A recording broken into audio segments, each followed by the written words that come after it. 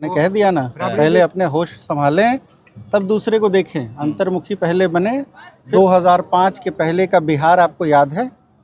मुझे याद है, क्योंकि मैंने क्या कहा आपको, कभी भी आप डेटा का एनालिसिस करेंगे और कंपेयर करेंगे, आज के डेट में व्यक्ति को अपने इतिहास को भूलना नहीं चाहिए। इंसिडेंट रिपोर्ट होने के 6 घंटे के अंदर सारे दोषी जेल में थे। जब सारे दोषी जेल में थे, एक मिनट, जब सारे दोषी जेल में थे तो धरने पे किस लिए बैठे थे? नंबर लेने के लिए। मैं तो हैरान हो गया हूं इन लोगों की बातों से। भाई, पॉक्सो के एक्ट में स्पष्ट तौर पे लिखा हुआ है कि जो पीड़िता है उसका नाम, उसके परिवार का नाम, उसका एड्रेस उजागर नहीं किया जाएगा। ये लोग उसके घर जाके फोटो खिंचा के।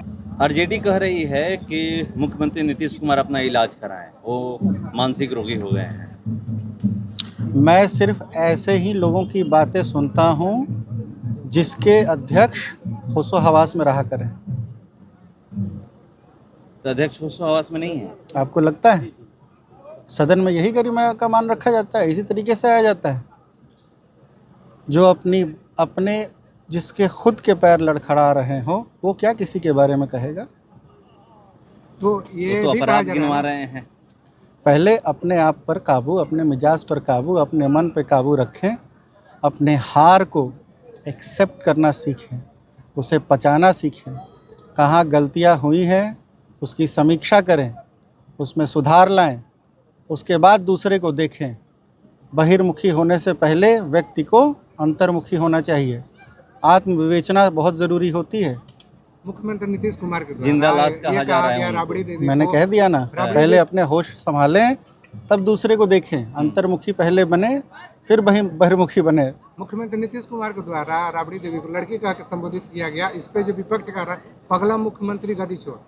विपक्ष का तो काम ही कुछ ना कुछ कहना है, वो तो कहते ही रहेंगे। मैंने क्या कहा आपसे, पहले विपक्ष के नेता सदन में मौजूद होना तो शुरू करें।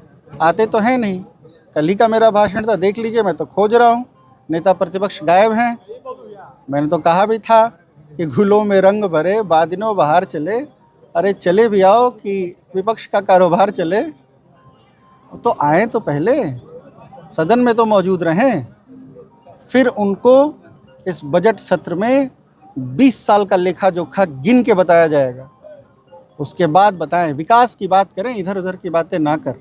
तो ये आरोप लगा रहे हैं विपक्ष से कि सरकार जो नीट मामला जो छात्रा के साथ वो दुर्व्यवहार हुआ है उसमें ये कहा जा रहा है कि बिहार का प्रशासन संभल नहीं, इसलिए केस को सीबीआई को दिया गया है। किसी भी मामले का एनालिसिस करने के लिए कंपैरेटिव एनालिसिस के डेटा लेने पड़ते हैं। 2005 के पहले का बिहार आपको याद है? मुझे याद है, क्योंकि मैं यहीं पढ़ता था, छोटा था। और आज आप देख लीजिए, क्राइम अगेंस्ट वुमेन का डेटा उठाकर देख लीजिए। इस तरह की घटनाएं पहले रिपोर्ट भी नहीं होती थी, अभी रिपोर्ट हुई हैं। लीडिंग इन्वेस्टिगेटिंग एजेंसी जो है उसके द्वारा इन्वेस्टिगेट कराने की अनुशंसा कर दी गई है। अब और क्या मीडिया में ट्रायल खड़ा करेगी विपक्ष? क्या विपक्ष के कहने के हिसाब से लोगों को अरेस्ट किया जाएगा और छोड़ा जाएगा? क्या विपक्ष ड्यू इन्वेस्टिगेशन को अफेक्ट नहीं कर रही है? जिस इन्वेस्टिगेटिंग एजेंसी का काम है, मामला दर्ज हो गया, एफआईआर हो गई है, सही समय पर उसका चार्जशीट फाइल होगा।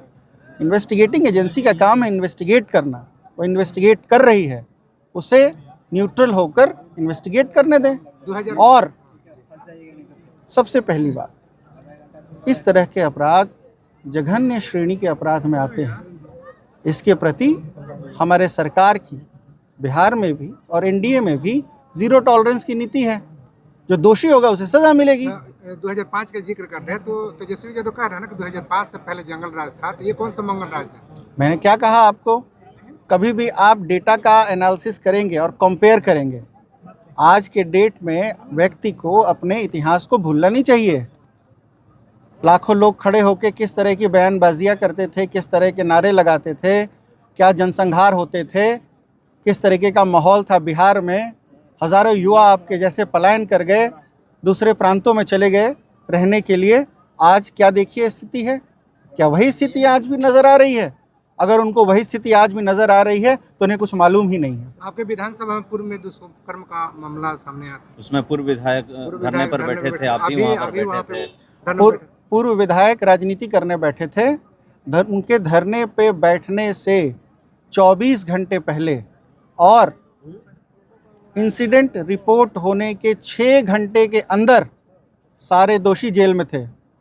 जब सारे दोषी जेल में थे, एक मिनट, जब सारे दोषी जेल में थे तो धरने पे किस लिए बैठे थे? नंबर लेने के लिए। मैं तो हैरान हो गया हूं इन लोगों की बातों से। भाई, पॉक्सो के एक्ट में स्पष्ट तौर पे लिखा हुआ है कि जो पीड़िता है उसका नाम, उसके परिवार का नाम, उसका एड्रेस उजागर नहीं किया जाएगा। ये लोग उसके घर जाके फोटो खिंचा के सोशल मीडिया पे डाल रहे हैं। तो क्या राजनीतिक माइलेज लेने के लिए पहुंचे थे? और क्या इसमें शक रह गया? और इसमें शक क्या रह गया? और इसमें क्या शक रह गया?